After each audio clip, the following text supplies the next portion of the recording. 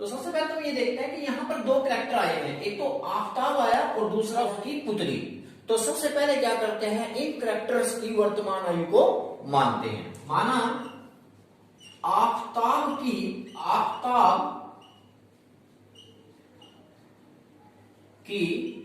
वर्तमान आयु, पहले मान लेते हैं कि आफताब की वर्तमान आयु कितना है भाई, x वर्ष है।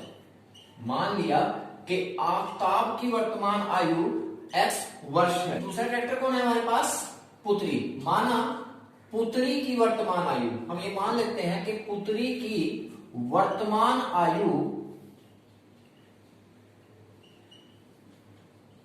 वो y वर्ष है। तो सबसे पहले तो आपने आफताब की आयु को माना कि आफताब की वर्तमान आयु x वर्ष है, उसके बाद आपने पुत्री की आयु को मान लिया y वर्ष है।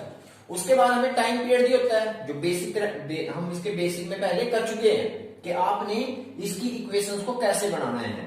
टाइम पीरियड कितना रहता है, 7 वर्ष पहले। तो सबसे पहले 7 वर्ष पहले इसकी आयु देखेंगे। 7 वर्ष पहले, 7 वर्ष पहले, 7 वर्ष पहले आफताब की आयु कितनी हो जाएगी, आफताब की आयु, आफताब की आयु पहले का मतलब क्या है कि उसकी आयु कम हो गई है। सो 7 वर्ष पहले आफताब की आयु कितनी होगी, x माइनस 7 वर्ष। और इसी प्रकार से पुत्री की आयु कितनी हुई होगी, पुत्री की आयु भी 7 वर्ष कम हो गई होगी। यदि आफताब की आयु कम होगी तो पुत्री की आयु भी कम हुई होगी, तो कितनी, y माइनस 7 वर्ष। अब अकॉर्डिंग टू क्वेश्चन पढ़ते हैं, क्वेश्चन में क्या कहता है वो। अब पढ़ते हैं अकॉर्डिंग टू क्वेश्चन या शर्तानुसार। पहली शर्तानुसार, शर्त यानी कि जो उसने शर्त कही बात, पहली शर्तानुसार क्या कहता है कि 7 वर्ष पहले मैं यानी कि आफताब, जो आफताब की आयु है वो कितनी है भाई, 7 वर्ष पहले आफताब की आयु पुत्री की 7 गुणी, यानी पुत्री की आयु को आप क्या करेंगे, 7 से गुणा कर देंगे। 7 वर्ष पहले जो आफताब की आयु है वो पुत्री की 7 गुणी है, तो पुत्री को 7 से गुणा कर दिया। उसके बाद मैं यहां पर कर रहा हूं, इसके बाद यहां पर x माइनस 7 बराबर है भाई 7 इससे भी गुणा, 7 इससे भी गुणा, तो यहां कितना आएगा, 7y माइनस 49। अब y की रकम एक साइड में करो, आपने पता है कि वेरिएबल्स को एक साइड में करते हैं, कांस्टेंट को दूसरी साइड में। जो आपके पास जो चर पद है वो इस साइड आ जाएंगे और अचर पद उस साइड आ जाएंगे। तो x, ये जो प्लस का 7y है ये इस साइड जाके माइनस का 7y बराबर माइनस के 49, और प्लस माइनस का जो 7 है वो जब दूसरी साइड जाएगा तो प्लस का 7। यहां से x माइनस 7y बराबर किसके हो जाएगा, माइनस के 42, और इसको कहेंगे इक्वेशन नंबर 1, ये आपकी इक्वेशन नंबर 1 हो जाएगी। अब दूसरी कंडीशन पढ़ते हैं, तो आपके पास जो इक्वेशन नंबर 1 आई वो आई x माइनस 7y बराबर माइनस 42। उसके बाद क्या करते हैं, दूसरी कंडीशन पढ़ते हैं, यानी कि दूसरा टाइम पीरियड पढ़ेंगे। दूसरा टाइम पीरियड क्या है, ये 3 वर्ष बाद। तो आपको ये पता होना चाहिए 3 वर्ष बाद आफताब की आयु कितनी हो जाएगी और उसकी पुत्री की आयु कितनी हो जाएगी। तो अगली शर्त पढ़ते हैं, 3 वर्ष बाद, 3 वर्ष बाद। अब 3 वर्ष बाद हुआ क्या होगा, जो आफताब की आयु है वो भी 3 बढ़ गई होगी। बाद में उम्र बढ़ती है, जैसे मैं आज 50 साल का हूं तो 3 वर्ष बाद 50 प्लस 3 53 साल का हो जाऊंगा। 3 वर्ष बाद आफताब की आयु, सबसे पहले लिखेंगे कि आफताब की आयु कितनी होगी। 3 वर्ष बाद आफताब की आयु, आफताब की आयु, आफताब की आयु कितनी होगी, x प्लस 3। इसकी आयु भी 3 बढ़ गई होगी, तो आपके उसकी जो पुत्री है उसकी आयु भी तो 3 बढ़ी होगी। तो पुत्री की आयु कितनी हो गई होगी, पुत्री की आयु, पुत्री की आयु, पुत्री की आयु कितनी हो गई होगी, y प्लस 3। 3 वर्ष बाद जो आफताब की आयु होगी वो x प्लस 3 हो गई होगी, और जो पुत्री की आयु है वो y प्लस 3 हो गई होगी, यानी कि 3 साल इसके बढ़ गए हैं, 3 साल उसके बढ़ गए हैं। अब अकॉर्डिंग टू क्वेश्चन, यहां के बाद मैं यहां लिख रहा हूं अकॉर्डिंग टू क्वेश्चन, यानी कि इस दूसरी शर्तानुसार, आप हिंदी में लिख सकते हो दूसरी शर्तानुसार, जो दूसरी शर्तानुसार, जो दूसरी शर्त थी 3 वर्ष बाद क्या हुआ 3 वर्ष बाद? 3 वर्ष बाद मैं, यानी कि आफ्ताब क्या हुई 3 वर्ष बाद, ये वाली x+3 ये किसके इक्वल हो गया होगा? उसकी पुत्री से 3 गुणी। तो पुत्री को 3 से गुणा करेंगे, पुत्री को 3 से, पुत्री क्या थी भाई y+3, उसको किससे गुणा कर देंगे 3 से। यहां से 3 इससे मल्टीप्लाई, 3 इससे मल्टीप्लाई, तो x+3 बराबर आया आपके पास 3 को इससे भी करेंगे, 3 को इससे भी करेंगे, 3y और +9, y के रकम को इस साइड में लेके आएंगे और प्लस का 3 दूसरी साइड में चला जाएगा, तो x -3y बराबर 9 तो यहां ऑलरेडी है, ये जो प्लस का 3 है जब दूसरी साइड में जाएगा तो माइनस का 3 हो जाएगा। अब यहां से x -3y बराबर आ गया 6 के, ये आपके पास आई इक्वेशन नंबर 2, यानी कि आपकी दूसरी इक्वेशन भी आ गई है।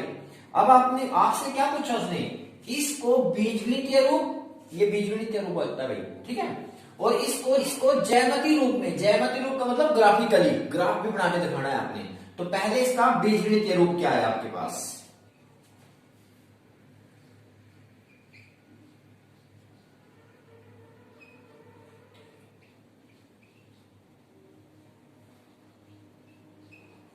तो सबसे पहले इसका बीजगणितीय रूप लिखते हैं। बीजगणितीय रूप का मतलब क्या है कि जो आपके पास इक्वेशंस आई थी वो रूप लिखना। तो आपके पास बीजगणितीय रूप कितना है आपके पास, x -7y बराबर है -42। एक रूप तो आपके पास ये निकल के आया, यानी कि इक्वेशन नंबर 1, और दूसरा रूप क्या निकल के आया आपके पास, x -3y बराबर है 6, ये आपके पास दूसरा रूप निकल के आ गया इसका। तो अब आप करते हैं इसका ग्राफिकली रूप, यानी कि ज्यामितीय रूप। अब पहले क्या करेंगे इसका ज्यामितीय रूप, अब क्या निकालेंगे इसका ज्यामितीय रूप या ज्यामितीय स्थिति, जो भी आप लिखना चाहते हो। यहां तक आपने क्या कर लिया, इसका बीजगणितीय रूप किया। अब हम इसका ज्यामितीय रूप करेंगे, ज्यामितीय रूप यानी कि ग्राफिकल, ज्यामितीय रूप या ज्यामितीय निरूपण, कुछ भी कह सकते हैं आप इसका। तो पहले ये इक्वेशन लेंगे, x -7y बराबर है -42। हम प्रीवियस वीडियो में इसका टेबल बनाना सीख लिया था, यानी कि इसके जो हल हैं वो निकालने हमें सीख लिए थे। ऐसे करेंगे, यहां पर एक टेबल बनाएंगे इस समीकरण के लिए, इस समीकरण के लिए यहां पर एक टेबल बनाएंगे x y, जो कि हम प्रीवियस वीडियो में कर चुके हैं। यहां पर कैसे करते हैं, ये रखा है यहां पर x -7y बराबर है -42। यहां से x की वैल्यू निकालेंगे तो x किसके ऊपर आ जाएगा, -42 और +7y। यहां पर x की वैल्यू आएगी -42 और +7y, -7y उस साइड जाके +7y हो गया। पहले y की वैल्यू क्या पुट कर रहे हो, 0, मैंने y की वैल्यू 0 पुट की, तो x बराबर कितना आ जाएगा, -42 +7 गुणा y की वैल्यू क्या पुट करी आपने, 0। मान लेते हैं हम इसमें कि आपने y की वैल्यू क्या पुट की है, 0 पुट की है। तो जहां पर y है वहां पर क्या, जहां पर y है वहां पर क्या जाएगा, 0, ये 0 हो गया पोर्शन। तो आंसर कितना है आपके पास, -42। तो आपने y की वैल्यू 0 पुट करने पर जो आंसर आया आपके पास वो आया -42। अब y की और कुछ पुट करो, जो आपका मर्जी आए, जो आपका मन करे वो पुट करो। सपोज करो इसी इक्वेशन के अंदर क्या इक्वेशन बनी थी, x -7y बराबर -42 और x बराबर है -42 और +7y। इसमें आप y की वैल्यू मान के चलो कि आप 5 पुट कर रहे हो, वैसे तो आपकी चॉइस, आप जो मर्जी पुट करो, 5 पुट कर दिया आपने इसकी वैल्यू। तो यहां पर x बराबर आ गया -42 +7 गुना 5, y की वैल्यू पुट करी आपने 5। तो जहां पर y था, ये तो रफ काम है ना आपका, ये सारा का सारा रफ काम है, ये तो हट जाएगा बाद में, ये लिखना भी नहीं है आपने, मैं तो समझाने के लिए कर रहा हूं, आपने तो केवल ये टेबल चाहिए। तो y की वैल्यू 5 पुट की आपने, y की वैल्यू 5 पुट की, जहां पर y है वहां पर 5 पुट किया। अब बोर्ड मास क्या करता है, पहले मल्टीप्लाई को सोल्व करते हैं। मींस माइनस का 42 ऐसे प्लस प्लस प्लस 35। एक्स की वैल्यू कितनी आ गई है, माइनस के 7। वाई 5 पुट करने पर एक्स की वैल्यू आ रही है माइनस के 7। अब और जो आपका मन करे पुट करें। क्या पुट करना चाहते हो, मान के चलो आप 10 पुट करना चाहते हो, उसको y की वैल्यू 10 पुट कर दो। वैसे आपकी मर्जी है, जो मर्जी पुट करो आप। मैं 10 पुट कर रहा हूं, तो x is equal to minus के 42 प्लस 7 गुना 10। और x की वैल्यू कितनी आ गई, माइनस के 42 और प्लस के 70 28। और x की वैल्यू कितनी आ गई है, 28। तो 10 पुट करने पर x की वैल्यू कितनी आ गई है, 28। तो एक टेबल तो आपके पास ये बन गया है, यानी कि इसके 3 सोल्यूशन आपने ये निकाल दिए। अब जो आपके पास दूसरी इक्वेशन है, 3 सोल्यूशन इसके निकालेंगे, इधर निकाल लेते हैं। यहां पर अब x ये फेयर है, बिल्कुल उतारना है ये। x माइनस 3y बराबर है 6। एक समीकरण आपके पास ये है। तो x किसके ऊपर आ गया, 6 प्लस 3y। अब इसके लिए ग्राफ बनाएंगे।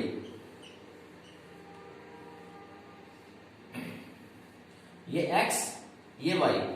मान के चलते हैं कि आपने y की वैल्यू क्या पुट करो, आपकी चॉइस है, जो मर्जी पुट करो। यहां भी आपने पहले y की वैल्यू चलो 0 पुट कर दी है। y की वैल्यू क्या पुट करी, 0। तो यहां पर ये रकम है x प्लस x बराबर है 6 प्लस 3y। यहां पर y की वैल्यू क्या पुट करना जा रहे हो, 0। तो x बराबर है 6 प्लस 3 गुना 0, ये तो 0 हो जाएगा। तो x की वैल्यू कितनी आ जाएगी, 6। 0 पुट करने पर x की वैल्यू कितनी आई है, 6। अब आगे y की वैल्यू कुछ और पुट करो। x बराबर 6 प्लस 3y। अब y की वैल्यू मान के चल देते हैं आप, यहां भी चलो 5 पुट कर दिया आपने। y की वैल्यू क्या पुट किया है, 5। तो जहां पर y था वहां पर क्या पुट करेंगे, 5। x बराबर है 6 प्लस 3 गुना 5। तो x की वैल्यू कितनी आई है, 6 प्लस 15। 3 गुना 5, 3 पंजे 15। और x की वैल्यू कितनी आई है, 21। यानी कि y को 5 पुट करने पर x की वैल्यू आपके पास 21 आ रही है। अब मैं y को कुछ और पुट करेंगे, चाहे माइनस में पुट कर सकते हो, आपकी चॉइस है। चलो मैं y की वैल्यू -5 पुट कर रहा हूं। अब आपकी मर्जी है, 1 2 3 4 5 जो पुट करना चाहते हो करो। y की वैल्यू -5 पुट कर रहे हैं।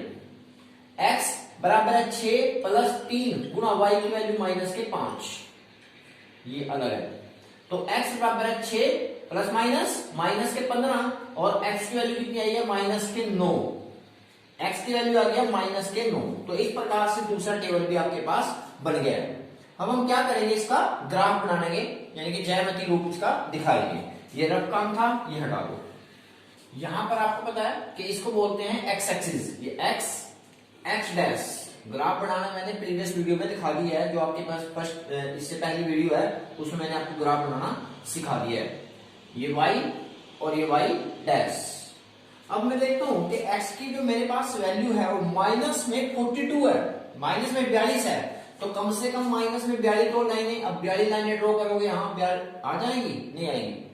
तो आप जो आपकी ग्राफ कॉपी में कर रहे हो वहां पर आप देखो 1 2 3 4 5 की थोड़ी सी डायरेक्ट लाइन है, उसके बाद आता है सीधा 10। तो ये 10 है। इसी प्रकार से ये कितना आ जाएगा, 20। और ये यहाँ पर कितना आ गया, 30। और ये कितना है आपके पास, 40। बिल्कुल सेम, सॉरी 40। और ये है आपके पास 50। -10 -20 -30 -40 -50। और इधर प्लस की वैल्यू होती है 1 2 3 4 5। ये 5 की तो बिल्कुल डायरेक्ट हल्की लाइट सी है, लेकिन 10 के लिए डायरेक्ट लाइन होती है 10 20 30 एंड 40। इसी प्रकार से y के लिए 10 और 20। y की कोई वैल्यू मैंने माइनस है, y की वैल्यू माइनस में पुट की है, तो यहां पे ले लो y की वैल्यू -10। इधर x की वैल्यू प्लस में होती है, इधर x की वैल्यू माइनस में होती है। यहां y की वैल्यू प्लस में होती है, यहां y की वैल्यू नीचे माइनस में होती है। आओ ग्राफ बनाते हैं। x -42 और y 0। y की तरफ तो चलना ही नहीं आपने, ना ऊपर ना नीचे, यानी इसी लाइन पे रहना है। x 42 माइनस का 42, देखो माइनस का 40, यहां पर एक लाइन है जो माइनस का 41 और यहाँ पर माइनस का 42। ये जो लाइन आई आपके पास ये वाली, देखो ना यहाँ बीच में 10 लाइनें लगी हुई है आपके पास, 1 2 3 4 5 6 7 आप काउंट करोगे तो ये माइनस का 42 है और y का कोऑर्डिनेट कितना है 0। आगे चलते हैं, y 5 है और x -7 है। y 5 यहां पर आओ, 1 2 3 4 ये जो डार्क सी लाइन है ये बड़ी बीच में आई जो ये 5 है, y तो 5 है और x माइनस का 7 है। 1 2 3 4 5 ये 6 ये 7 और 5 के यहां पर x कितना है माइनस के 7 और y कितना है 5। अगला कोऑर्डिनेट है y का 10 और x 28। y 10 ये है, x 28 20 21 22 23 24 25 25 पे डार्क लाइन है, 26 27 28। तो जो इसकी सीध में आएगा आपके पास ये कोऑर्डिनेट आया है यहां पर x कितना है 28 और y कितना आया 10। आप ये देखोगे कि तीनों पॉइंट्स एक सीध में आने चाहिए आपके पास। तो जब आप इन तीनों पॉइंट्स को मिलाएंगे तो तीनों पॉइंट्स बिल्कुल एक सीध में आएंगे। जो तीनों पॉइंट्स हैं ये तीनों के तीन पॉइंट्स एक सीध में आएंगे। तो आपके पास ये जो लाइन आई ये लाइन आपकी रिक्वायर्ड लाइन है जो हमें चाहिए थी। कौन सी लाइन है ये, x - 7y = -42। तो कहीं भी लिख दो इसके ऊपर, आगे तो आपने लाइन बढ़ाई है, x - 7y = -42। ये एक लाइन आ गई है। अब दूसरी समीकरण की लाइन ड्रॉ करेंगे x - 3y = 6 के लिए। कौन सी है वो, ये y 0 x 6, y की तरफ नहीं चलना है, x 6 कहां पर है आपका पॉइंट, ये आपके पास पॉइंट आया y, यहां पर y 0 है x 6, पहले x और फिर y 6 0। दूसरा है y 5 x 21, y 5 ये बड़ा y 5 है और x 21 यहां पर है। तो आपके पास जो लाइन आई वो लगभग यहां आ गई है। उसके बाद देखते हैं भाई y माइनस का 5 यानी नीचे ये माइनस का 5 और x माइनस का 9 इस साइड। तो y यहां पर, x माइनस का 9 इसकी सीध में, 5 यहां पर।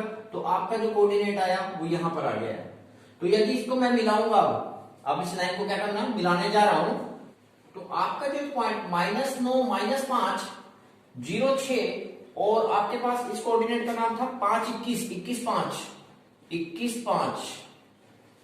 तो आपके तीनों कोऑर्डिनेट -5 9 6 0 और 21 5 जब तीनों को एक स्ट्रेट लाइन में मिलाया तो आपकी लाइन एक पॉइंट पे जाके इंटरसेक्ट हो रही है। इसका मतलब इसका कोई ना कोई आंसर आएगा।